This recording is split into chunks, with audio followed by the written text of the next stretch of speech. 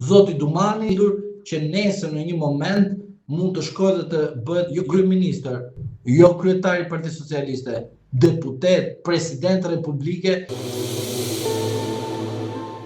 Spaku nuk ka realizuar objektivin kushtetues, partjak dhe statutor po. Zoti Dumani, unë e besoj dhe jam i bindur që nesër në një moment mund të shkojë dhe të bëhet jo kryeministër, jo kryetari i Partisë Socialiste, deputet, president Republike, sepse kaq shumë se sa ka ndihmuar zotin Rama, zoti Dumani, nuk besoj ta ke ndihmuar ata që mbledhin vota për Partinë Socialiste. Që do thot për shembull, zoti Dumani ka dëgjuar asamblenë e zotit Rama dhe ka fut në burg Ilir Metën. Ka fut në burg njerëzit të cilët pastrojnë dhe ndihmojnë zotin Rama për të shkuar zoti Rama atje ku duhet çfarë të ketë pushtetin. Çfarë ka zoti Rama? Pushtetin, dhe këtë gjë e ndihmon dhe zoti Dumani. Prandaj për mendimin tim, ajo që unë them dhe të jemi realist është që zoti Dumani dhe Spaku ka ndihmuar kaq shumë zotin Rama se sa lavazhjerët e Spakut mos të dalin më të na thënë sa i fortë është Spaku që po pastron klasën politike, se nuk mund të imagjinoj unë dot që ky Spak të pastroj klasën politike dhe brenda Partisë Socialiste të arrestojnë njerëz për korrupsion që është bërë në kohën kur qeveris Partia Socialiste. Është e paimagjinueshme kjo gjë.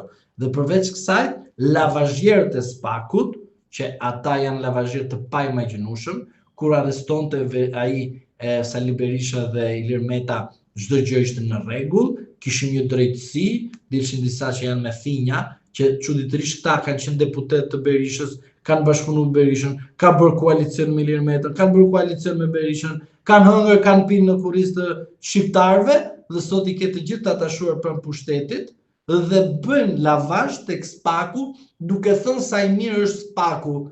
Kur u arrestuarën Velie këta lavazhjerët, fillën thotë, po s'mund të punoj me dy standarde. Po mirë, Berishën dhe Metën i kishën në burg, se arrestu në shtëpi burg është pavarësisht se e ke në shtëpi, po ma siguri është ndaj tij. Edhe Metën në mënyrë makabre, arrestim, ai nuk është quhet arrestim.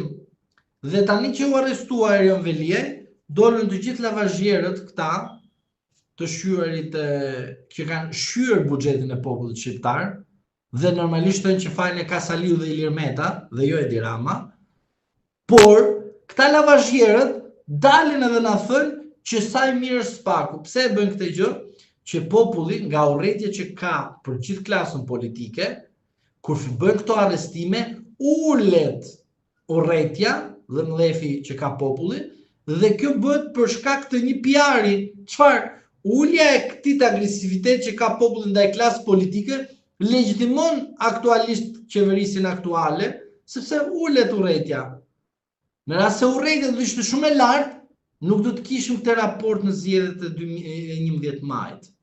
Prandaj Spaku ka qenë faktor kryesor që në këto zgjedhje u bë kjo masakër dhe përveç kësaj, më lejo të them për Spakun edhe gjë tjetër, dështuan partitë e reja politike, të cilët i bën nga mes deri në lart fuçe dhe lavazh Spakut. Doni emra, Lapaj justifikohet me gjithë këtë korrupsion që Spaku të çojë 83 mandate Partinë Socialiste dhe zoti Lapaj të marrë një mandat? Duhet reflektoj zoti Lapaj. A ishte drejtësia kjo amerikano-kinezo-australiane apo ishte kanadezo-afrikane? Zoti Lapaj duhet na thotë, e beson Spakun apo jo? Zoti Shabani, i cili krenohet nga mes deri në darkë dhe ai futa në burg Beqen, bëra Beqen, ka Beqen dhe e lançon nga mes deri në darkë te Spaku. Ore nderi i bëre Ramës që spastroi Beqen. Çfarë i bëri ai? Pastroi Beqen. Pastaj del Këlliçi, thot futa në burg Velien. Ore nderi ke bërë Ramës sepse në burg e futë Velien edhe e hape rrugë Ramës që të ketë edhe bashkinë tani. Pra, të gjithë këta jetojnë në një jetë kaq shumë imagjinare, se sa janë kaq shumë o ne jemi naiv, ata janë shumë të zgjuar.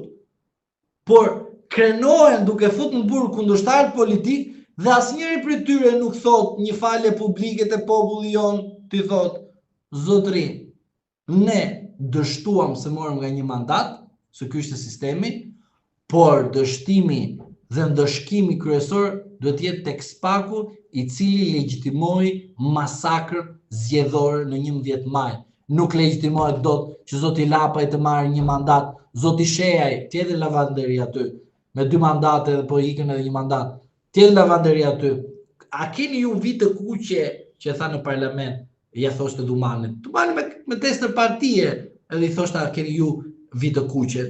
Kuptohet që ka vite kuqe. Edhe nuk heqim në dorë nga SPAK-u. Ore, SPAK-u ja ka legjitimuar Ramës zgjedhjet dhe SPAK-u për shkak se ka legjitimuar Ramës zgjedhjeve, SPAK-u shkon tani te krimi organizuar. Si gjithë kësaj kohë nuk na diç në atë konferencë për krimin organizuar dhe shkon te krimi organizuar. Prandaj për mendimin tim, zoti Lapaj, zoti Shabani, zoti Shejaj të kërkojnë falje publikut shqiptar që dështuan dhe mbrojtën kaq shumë SPAK-un duke u konvertuar votat që ata marrën nga një mandat. Ky është mesazhi i qartë që lavanderin ose më mirë lavazhierët e SPAK-ut duhet kërkojnë ndjesë publike të qytetarët shqiptar dhe SPAK-u për mendimin tim nuk legjitimohet jo thjesht të nxjerrësh zgjedhje të pavlefshme sepse nuk ka atribute legjislative në këtë aspekt, por edhe sikur të bëj arrestime të tjera, unë do të shikoj arrestime gjithmonë në favor të zotit Rama dhe edhe sikur zoti Rama të thirret nga SPAK-u, do bëhet me një qëllim. PR-i. Çfarë do thot? Ani, unë i forti, ky ka 83, po unë duhet të jem i fort. Po e thras të zyra, që gjithë populli thot, e thirri, maskare, çfarë thoni ju? Po e thirri. Jo, thirrja është PR, është marketing, është ajo çfarë unë shikoj që SPAK-u punon me recetën e Partisë Socialiste, ashtu siç punonte Partia e Punës, që kur ishe me partinë, ishe me kryetarin, pra me sekretarin, me Enverin, dhe kur flisje diçka për shoqërinë, për kolektivi, u bëje armiku i partisë, pra armiku i popullit. Kur ishe me partinë, ishe i partisë. Kur flisje për popullin, për diçka dhe në interes të popullit, u bëje armiku jo i partisë, i popullit, pra të merrte gjithë tuva me vete përpara. Prandaj SPAK-u është një institucion që në vend të ishte kushtetues, është bërë institucion që zbaton statutin e Partisë Socialiste.